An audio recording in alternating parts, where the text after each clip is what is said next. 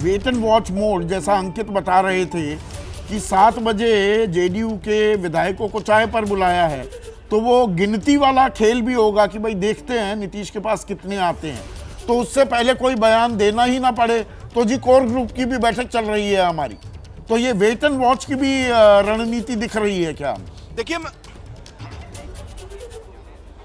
देखिए संदीप जी, मैं आपको बताऊं कि जब से नीतीश और भारतीय जनता पार्टी की जब से यहां सरकारें बनी हैं, जब भी गठबंधन हुआ है, एक शख्स की कमी महसूस की जा रही है। उनका नाम अरुण जेटली, स्वर्गीय अरुण जेटली है। तमाम भारतीय जनता पार्टी के नेता ये कह रहे हैं कि सेतु का काम करते थे अरुण जेटली, यानी जो उनका पर्सनल रिश्ता था नीतीश कुमार से, इतनी मीटिंग की कोई जरूरत नहीं होती अगर अरुण जेटली मौजूद होते, क्योंकि दिल्ली में ही बैठकर हर बार वो ऐसा पासा फेंकते थे कि बहुत स्मूथ जो सत्ता का परिवर्तन गठबंधन हो जाया करता था। और उनकी जोड़ी थी सुशील मोदी से। सुशील मोदी भी इस वक्त कमजोर हुए हैं हाईकमान की नजर में। हालांकि इस बैठक में उन्हें बुलाया गया है और यहां से बैठक से पहले पार्टी के हाईकमान की बैठक में वो भी मौजूद थे, क्योंकि उनकी एक प्रासंगिकता है। पार्टी के तमाम नेता और कार्यकर्ताओं का कहना है कि नीतीश कुमार और सुशील मोदी की जो जोड़ी है वो बेहतर है। और उनका ये कहना है कि जो 2 उप मुख्यमंत्री बन गए थे,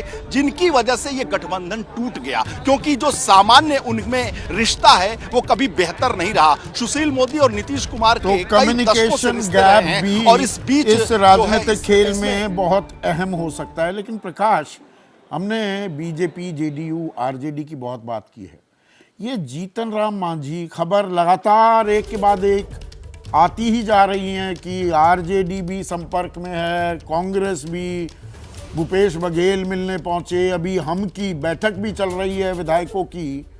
तो ये जीतन राम मांझी भी कुछ वो जोकर इन द पैक की खेल ही कुछ पलट जाए, ऐसी भी कोई संभावना, स्ट्रोक, आशंका है क्या? देखिए संदीप, एक दिलचस्प बात आप भी पूछ रहे थे वीरेश पांडे से, और वीरेश भी बता रहे थे कि बीजेपी का सीएम, ये बहुत दिलचस्प है। ये सच्चाई है। इसमें बीजेपी के कार्यकर्ताओं को मनाने में पसीने छूट जाएंगे बीजेपी वालों को। और ख़ास तौर से बीजेपी के जो प्रदेश अध्यक्ष हैं सम्राट चौधरी, उनके सिर पर आपने पगड़ी देखी होगी। वो पगड़ी पता है क्या है?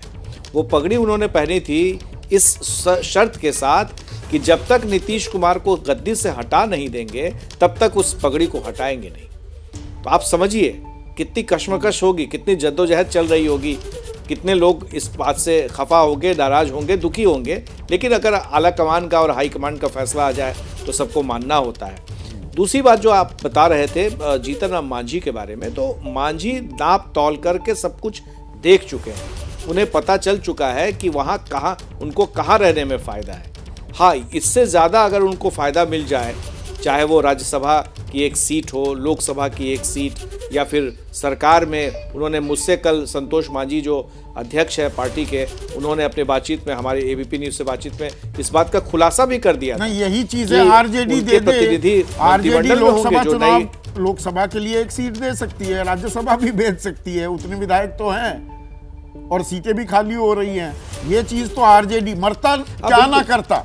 देखिए, अब तो ये नाक की लड़ाई हो गई है और सबके पत्ते तो खुल ही गए हैं कि खेला कौन कौन कहां कहां क्या कर रहा है। तो ये मरता क्या ना करता वाला खेल भी हो रहा है क्या? नहीं, ये बात सही है कि मांझी को अपने पास लाने के लिए तमाम कोशिशें हो रही है। लेकिन मांझी को ये पता है, मांझी को ज़मीनी हकीकत पता है, उनकी पार्टी के लोगों को, खास तौर से गया लोकसभा से अगर जीतना है तो उनको बीजेपी के साथ या इस गठबंधन में आना होगा। मैं आपको बताता हूँ, कुछ लोगों ने ऑफ रिकॉर्ड मुझसे कहा है, जो लोग अभी लोकसभा की तैयारी कर रहे थे महागठबंधन से, तो नीतीश के हटने के बाद दोबारा विचार करने लगे कि क्या चुनाव लड़ा जाए या नहीं लड़ा जाए, क्योंकि उनको पता था कि नीतीश इस साइड थे तो उनका वजन था और उनके वोट बैंक में काफ़ी वजन रहता था, वो जीतने की पूरी संभावना रहती थी। लेकिन नीतीश के हटने से अब से फिर से लोग कैलकुलेशन करने लगे हैं कि क्या होगा, जो लोग दाव लगाना चाहते थे महागठबंधन से। तो ये सारी बातें भी हो रही है। तो जाहिर है कि मांझी इस चीज़ को भी देख रहे हैं कि हवा का रुख क्या कह रहा है। पिछले चुनाव में लोकसभा में आप समझिए 40 से 39 सीटें लोकसभा में आ गई थी। उसके पहले 2014 में तो अकेले नरेंद्र मोदी है 30 सीट पर आ गए थे।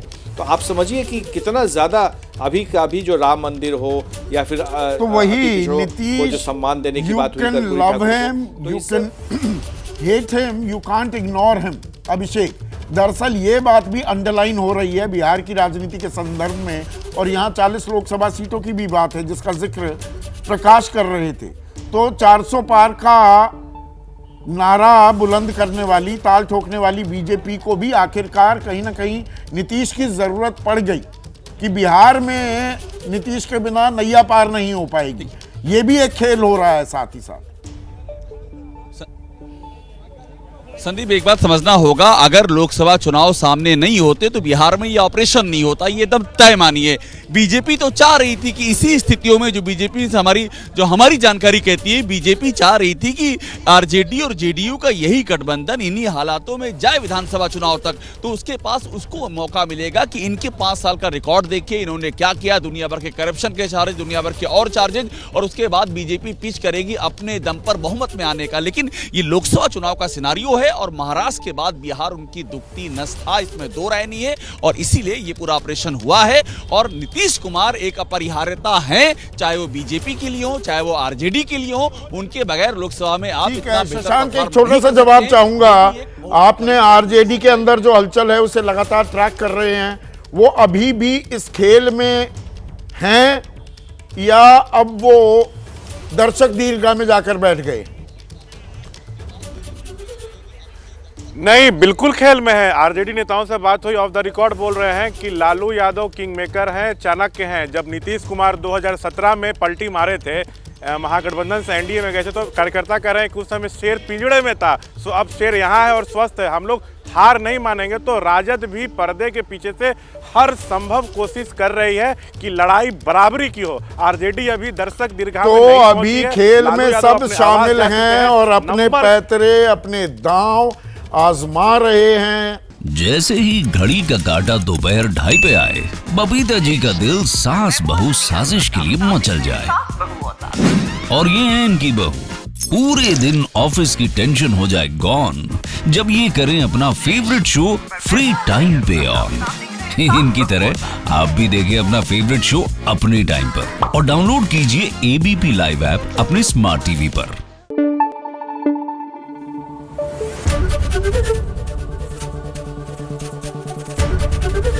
एबीपी न्यूज आपको रखे आगे।